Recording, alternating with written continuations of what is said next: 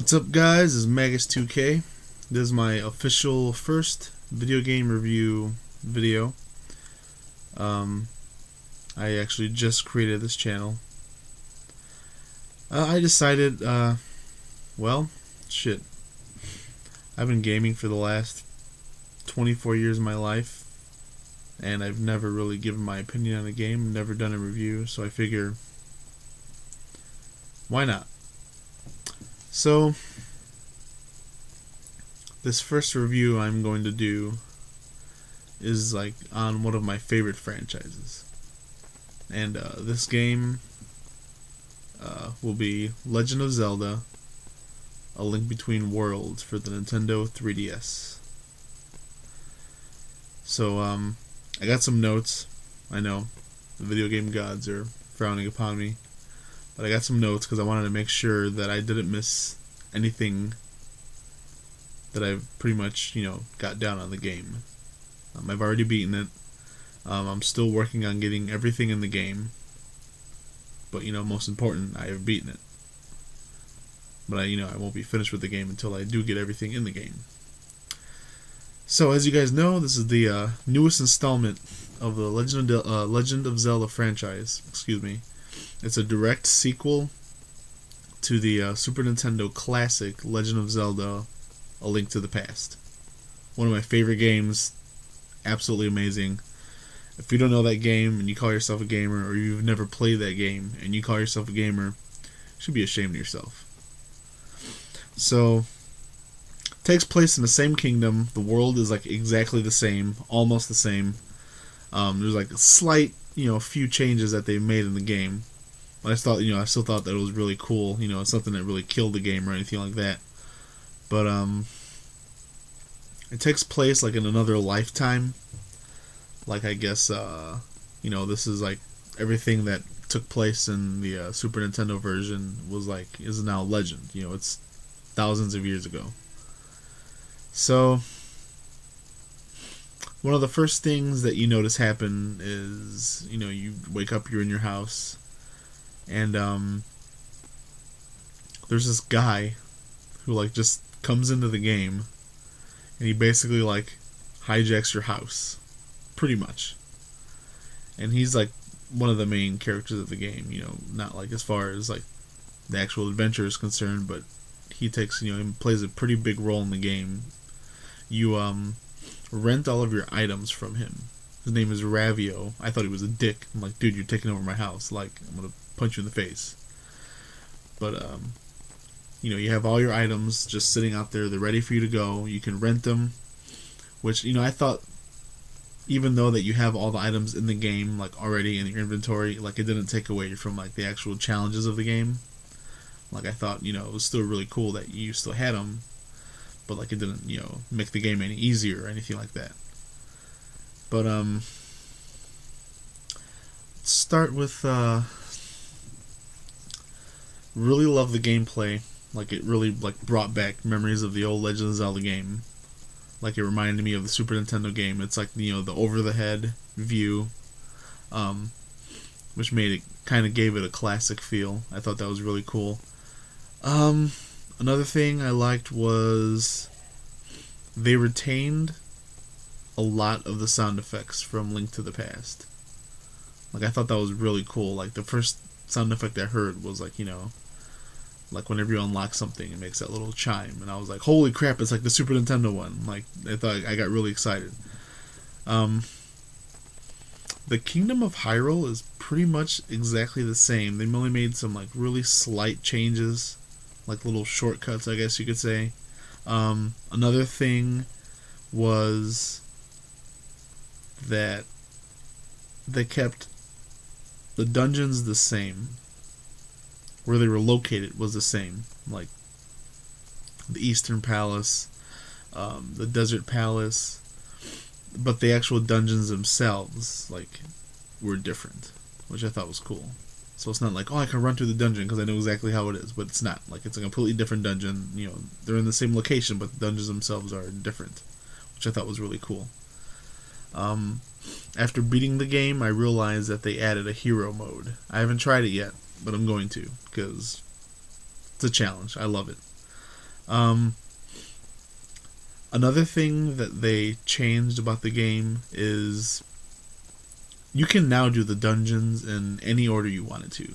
Like Link to the Past, you had to go to the Eastern Palace to get that pendant. Then you had to go to the Desert Palace and get that pendant, and then all the way up to Death Mountain and get that pendant, in that order. But like now, you can do them in any order you want, and it kind of brings a new aspect to the game because you can, it could be technically a different game every time you play it, depending on which order you do your dungeons. I thought that was really cool. What else did I want to talk about? Oh, another thing was after, you rent your items, and another cool thing I thought they added about that was, okay, you rent all the items, they're yours, they're all in your inventory, but if you die, they come and collect all the items that you rented, and they're back at the shop, so you're with nothing again, and you have to re-rent the items, spending more rupees. So it kind of keeps you like on edge, trying to make sure like, you absolutely don't die because you'll lose all your shit pretty much.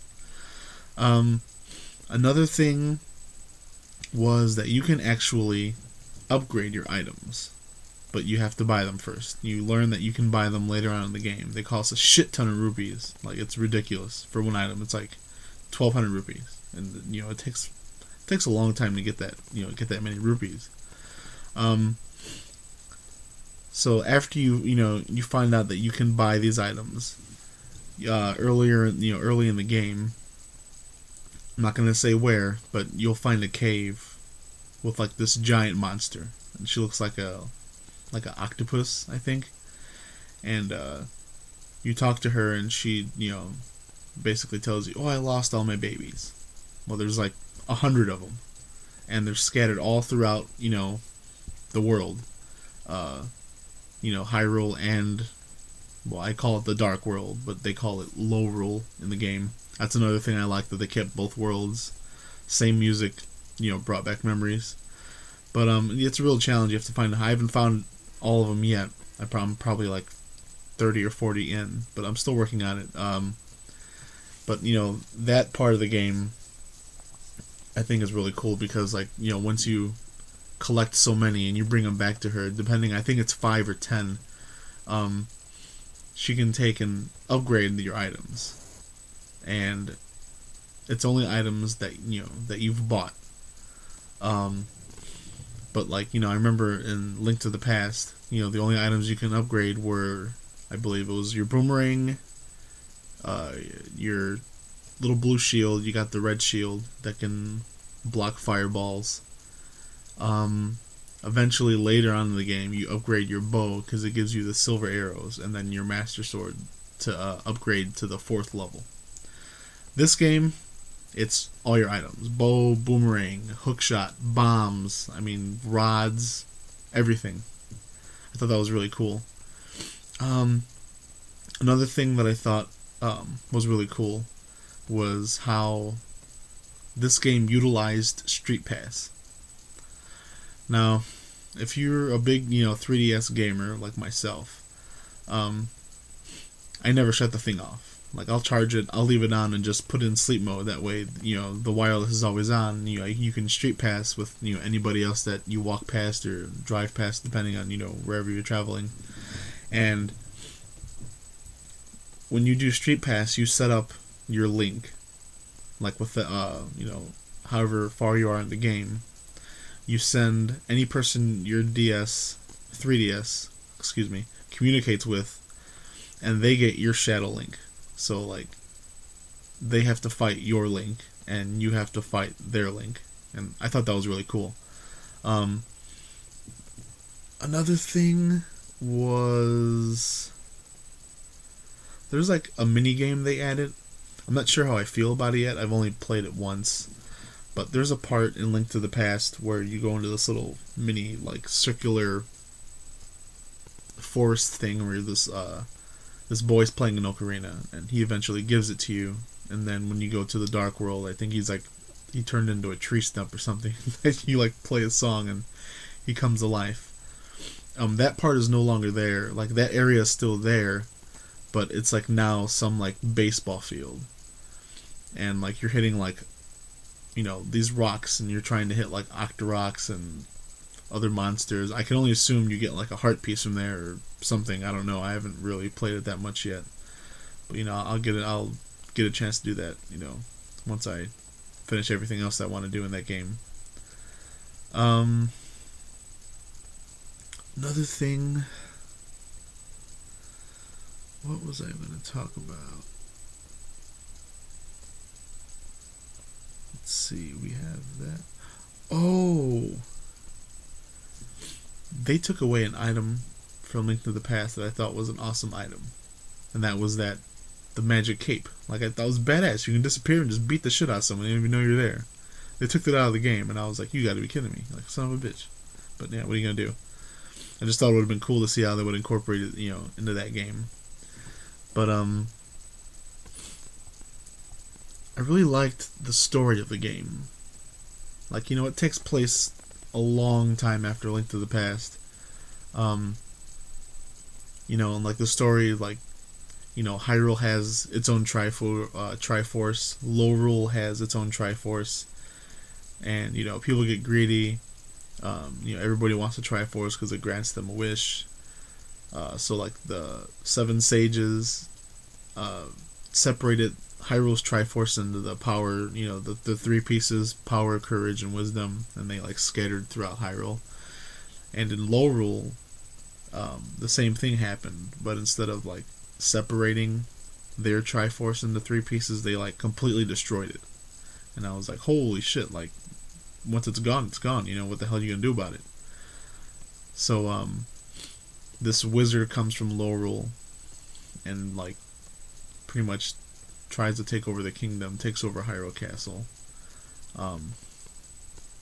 Like in Link to the Past, you have, like, your 7 sages. And Link Between Two Worlds, it's like the descendants of the 7 sages. And this wizard basically, like, hunts them down and, like, turns them into these paintings. And, like, takes them with because he's trying to find the 3 pieces of the Triforce so he can open up the Sacred Realm and all that, to get the Triforce, to rule the kingdom. And he, like, awakens Ganon, he, like, merges with them and turns into some, like, wizard Ganon thing. I thought it was pretty cool. So he's, like, on a mad rage, just turning people into paintings. And you run into him in the sanctuary. And, the wizard's name is Yuga. And, you try to fight him, and he gets really pissed off. And, he, like, turns you not into a painting, but he, like, merges you as, like, a into, like, a picture into the wall. And you find out earlier, that this merchant that hijacked your house gave you this, like, crappy bracelet. Like, here's like a consolation prize. I took your house. You get to wear this. And like, you find out that this bracelet gives Link the power, once he's merged into the wall, that he can, like, merge into the wall and come back out, like, on command. And that's, like, one of the new abilities you get in the game. You can, like, merge into the wall and get across pits that you couldn't get through before, or you can, like, squeeze into, like, small spaces, like, in the wall. You use it, like, in dungeons and to get places you couldn't get before. I thought that was really cool. One of the biggest things I thought that was absolutely awesome about the game was the heart pieces. Like, they're not in the same places they were in that Super Nintendo game. Like, they're in completely different places, like, that, even places, like, parts of the map that they even added. Like, and you would never even think to look there. Another thing I liked was they kept the aspect the same of having to get the 3 pendants, going to the Lost Woods, and getting the Master Sword. That's classic. Like, you can't change that. I really liked that they kept, not along with the maps being pretty much the same, they kept the enemies almost the same. I mean, they're the exact same enemies, and again, like, the sound effects are the same. Like, when you get the Master Sword and you're shooting that lightning bolt out of your Master Sword, that sounds the same. Killing enemies are the same. Getting hearts, getting rupees, all that's the same. man, it's like playing the Super Nintendo game all over again. But like, just with the 3DS and the 3D graphics. I thought that was, I think it's a really good game.